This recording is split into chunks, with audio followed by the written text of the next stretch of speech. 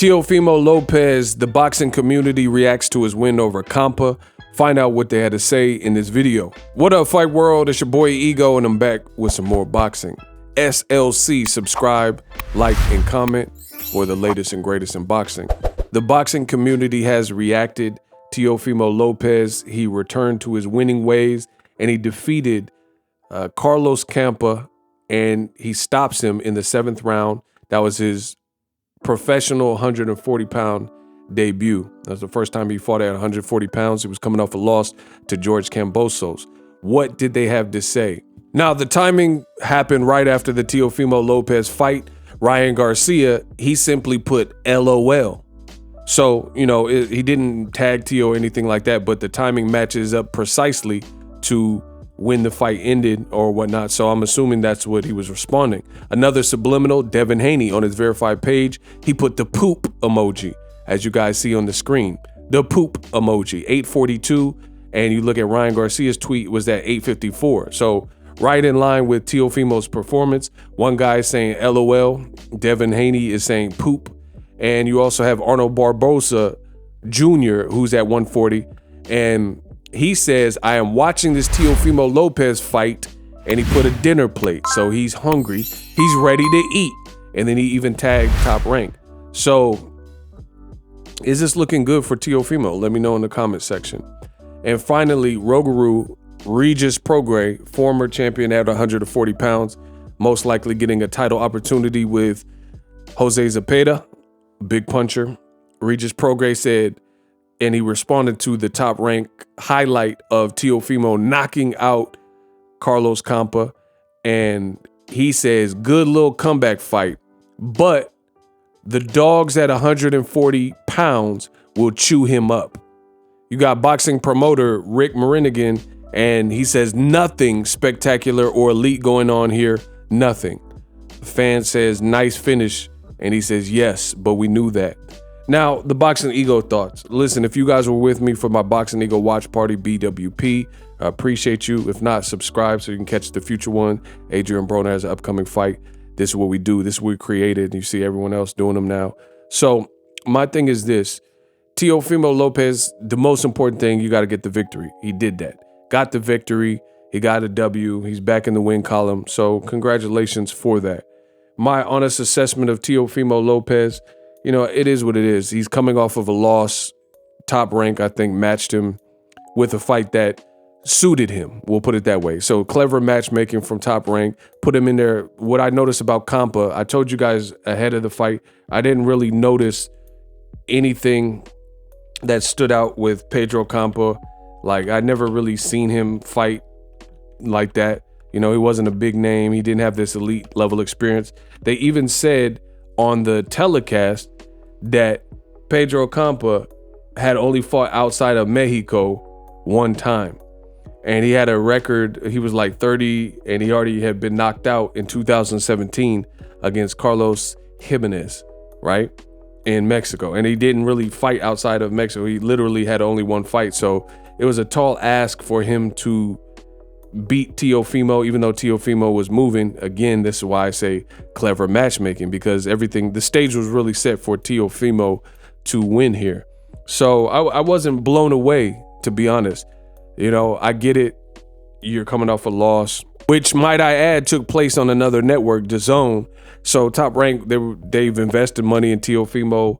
He beat Lomachenko, and his stock immediately dropped. Now, speaking of his stock dropping, I gotta notate this, because Timothy Bradley on this ESPN telecast, and my goodness, I find the ESPN telecast outside of Andre Ward very hard to listen to, just because I find myself not really agreeing with virtually most of all of what is said. So Tim Bradley on this telecast was trying to convince the audience that even though Teofimo fought George Kambosos, looked the way he did, and lost, he said Teofimo lost, did nothing, and that Teofimo's stock did not drop. And to me, that sounds like pure insanity. It sounds very egregious, because we know how boxing works.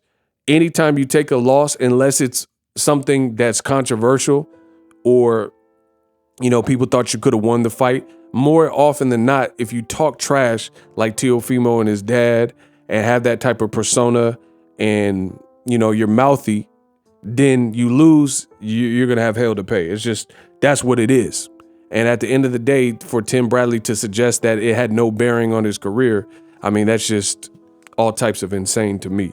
But it affected him, and I also feel it affected his psychology, because even in this fight, it didn't look like there wasn't too much that Campa was doing that was like next level, but he was doing good basic stuff.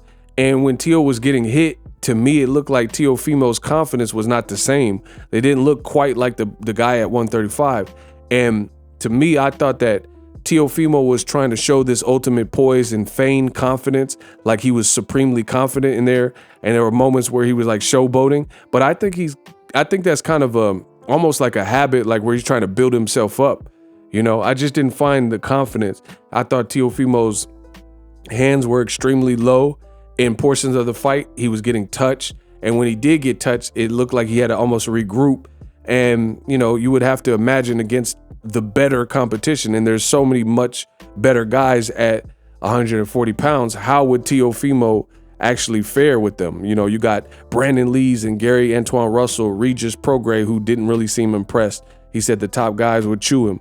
You know, Devin Haney could eventually move up. He's talked about, flirted with the idea of moving up. Ryan Garcia said he's fighting at 140.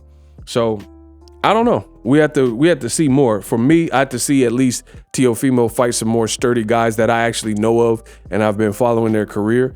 The Campa fight really showed me nothing because it was competitive for the first 6 rounds, and I don't really think Campa looked increasingly special. Like he just looked like a tough guy, workman-like performance.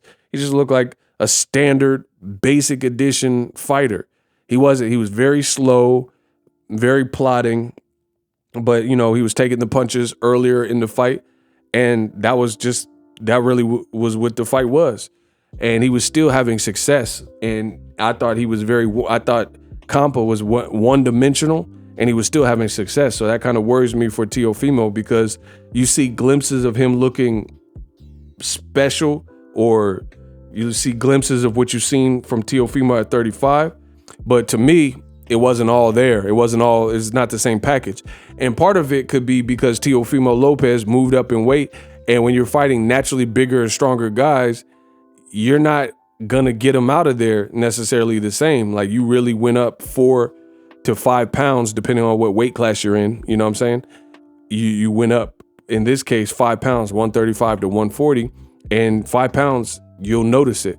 You'll notice the guys are taller, the guys are bigger. Like Campa looked a little bit bigger than him. And I noticed Teofimo's normal flush shots that were landing, he was sleeping lower level competition like Campa with those type of shots at 135. The Magdalenos and the Mason Menards, that level fighter, were getting slept by Teofimo at 135. So now it's a different ball game, because you're going to have, if you face the best, you're going to have youthful guys like Gary Antoine Russell and Brandon Lee who got cracks, or Regis Prograis who got cracks, and he has experience, and he's about to, Teofimo's, he's in tough. That's just all there is to it, because Josh Taylor, former undisputed, and if he beats Catterall in the rematch, that's a super tough fight for Teofimo, even though Teofimo called him a bitch.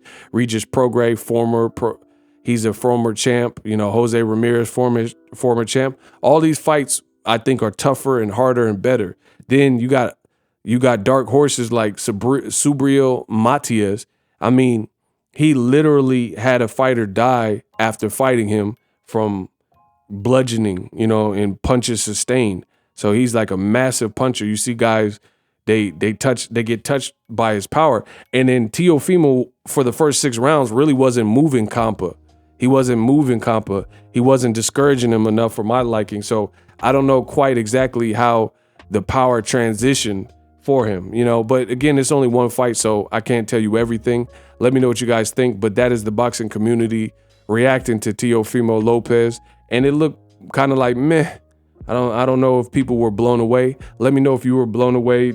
Do you think this was an amazing performance, or was it kind of so-so? Let me know in the comment section, and also subscribe. On the road to 300K, we will get there. Let's go. SLC. And I'm out. Introducing Super Thanks. right here on the official Boxing Ego YouTube. Super thanks allows you, the viewers, to show a little bit of extra gratitude, which enables me as a full-time content creator to push out the content you need in the world of boxing. Underneath all the videos, you will see a heart with the $sign in it. You can enter any amount that you find suitable as a super thanks. A brand new interactive and colorful way to get your comments highlighted and noticed by not only myself, but other people on the YouTube platform. Super thanks, a unique and cool way to show and applaud us full-time content creators. Hopefully you guys enjoy the content. Super thanks. The future is now. The Hibernation 5s by Kenichi Bear. Hybrid gaming and lifestyle headphones. Out of the box, you can connect to any console or PC. Bluetooth ready with a low latency USB adapter, color RGB, and extreme bass mode. The Hibernation 5s adjust to you.